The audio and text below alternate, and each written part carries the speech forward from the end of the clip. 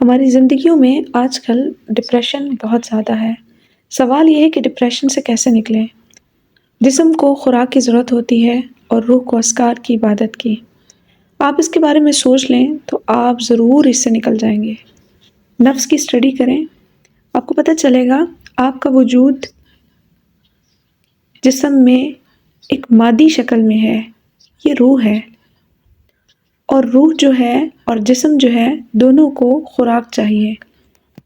نفس برے کاموں، گناہوں اور ہر وہ چیز سے جو اللہ ناراض ہوتا ہے، ہر وہ کام جو اخلاقیات صبر کے برعکس ہو، اس سے نفس پروان چڑھتا ہے۔ اور روح کو عبادت چاہیے، عاجزی چاہیے، انصاف اور صبر چاہیے۔ آپ ڈپریشن میں تب جاتے ہیں جب آپ کھاتے نہیں ہیں اور زیادہ کام کرتے ہیں۔ مطلب میرا یہ ہے کہ جب آپ نفس کو خوراک دیتے ہیں اور روح کو خوراک کے بغیر چھوڑ دیتے ہیں۔ ہمیں یاد رکھنا چاہیے کہ سکون اور خوشی، اطمینان قلب، یہ سب روح کی غذا کی وجہ سے ممکن ہے۔ روح جب تھک جاتی ہے تو اس کو ڈپریشن کہتے ہیں۔ لوگ آپ سے کیا کہیں گے؟ کیا کہتے ہیں؟ آپ نے فوکس یہی کرنا ہے کہ آپ کی نفس کی خوراک، خواہشات پہ قابو پانا ہے، اور روح کی خوراک یعنی ذکر کے ساتھ اس کو پروان چڑھانا ہے۔ اس کی شروعات آپ نے استغفار سے کرنی ہے۔ اتنی آسانی سے آپ یہ کر نہیں سکتے، کیونکہ جس چیز کے ساتھ آپ کی دشمنی ہے وہ آپ کا راستہ روکنے کے لیے ہر چیز آزمائے گا۔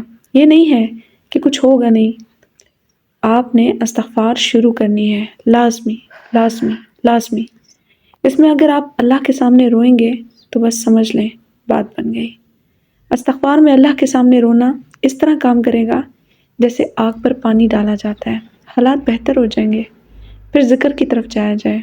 اللہ قرآن میں کہتا ہے لَإِن شَكَرْتُمْ لَأَزِيدَنَّكُمْ وَلَئِن كَفَرْتُمْ إِنَّ عَذَابِي لَشَدِيدٌ۔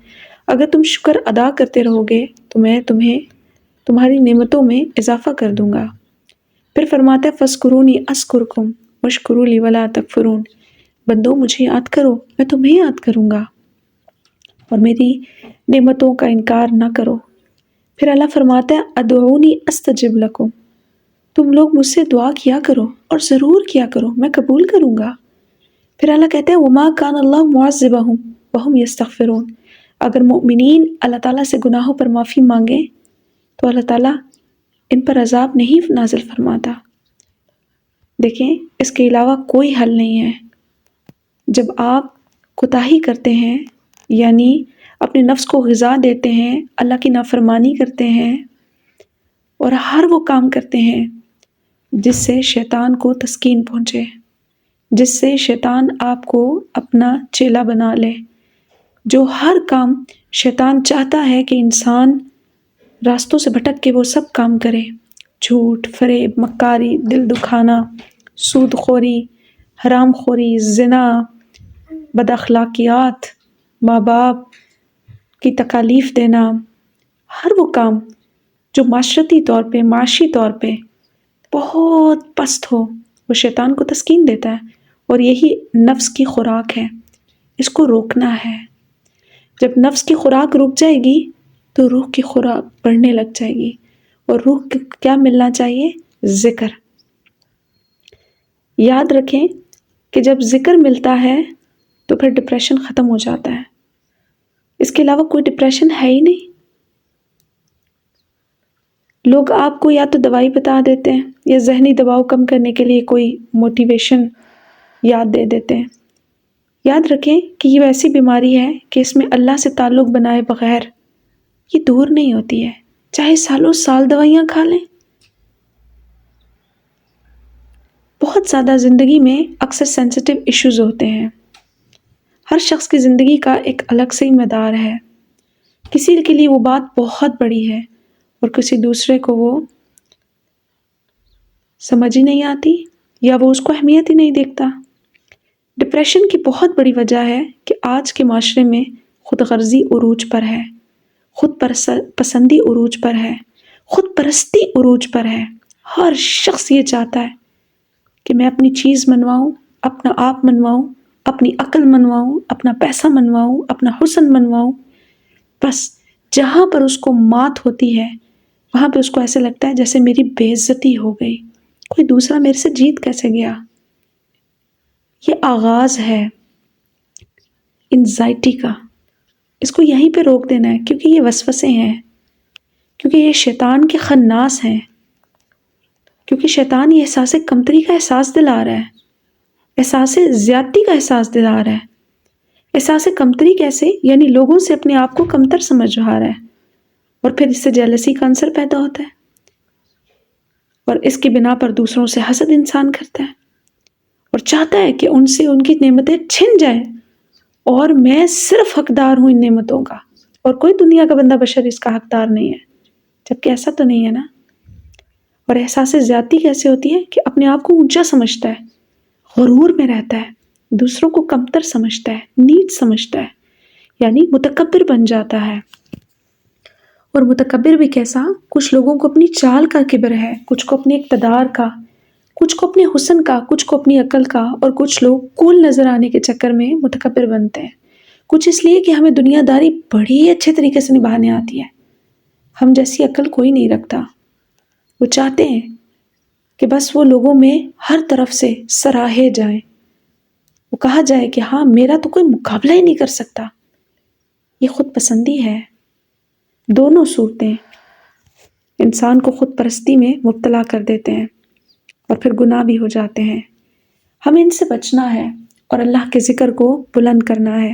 جب انسان اللہ کا ذکر کرنے والا بن جاتا ہے تو اس کے دل ہی دل میں کہیں نہ کہیں صبر کے عناصر پیدا شروع ہو جاتے ہیں. جب انسان کو تکالیف پر صبر کرنا آ جاتا ہے پھر انسان رج جاتا ہے، اور انسان جب رج جاتا ہے تو آپ یقین رکھیے کہ اس کو نہیں فرق پڑتا کہ میری روٹی پوری ہے یا آدھی ہے. وہ اللہ کے دیے پر راضی ہو جاتا ہے. پھر اس کو نہیں فرق پڑتا میرا گھر بڑا ہے یا چھوٹا ہے، وہ اسی پر راضی ہو جاتا ہے کہ مجھے اللہ نے گھر تو دیا ہے، چھت تو عطا کی ہے. پھر وہ دوسروں سے اپنا موازنہ نہیں کرتا، وہ صرف یہ یاد رکھتا ہے کہ ایک دن حشر کا ضرور ایسا ہوگا جس میں اللہ تعالیٰ انسان کی نیتوں کو تولے گا، اور پھر وہ اپنی نیتوں کو درست کرتا ہی چلا جاتا ہے. نیتوں کی درستگی انسان کی روح کو تر و تازہ کر دیتے ہیں.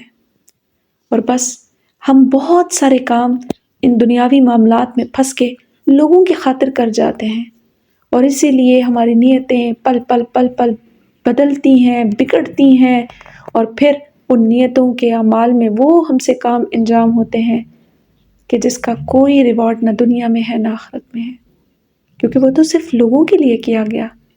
لوگ چاہیں تو سراہیں، لوگ چاہیں تو گرا دیں. لوگوں کا معیار تو روز بدلتا ہے.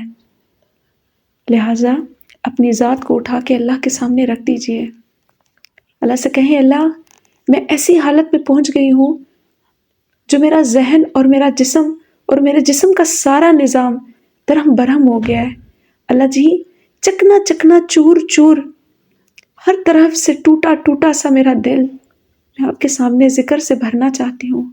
میں ایک بار پھر سے اپنی شخصیت کو جوڑ کے اس کو تسلیوں سے بیٹھ کے رفع کرنا چاہتی ہوں جو آپ کو پسند آئے.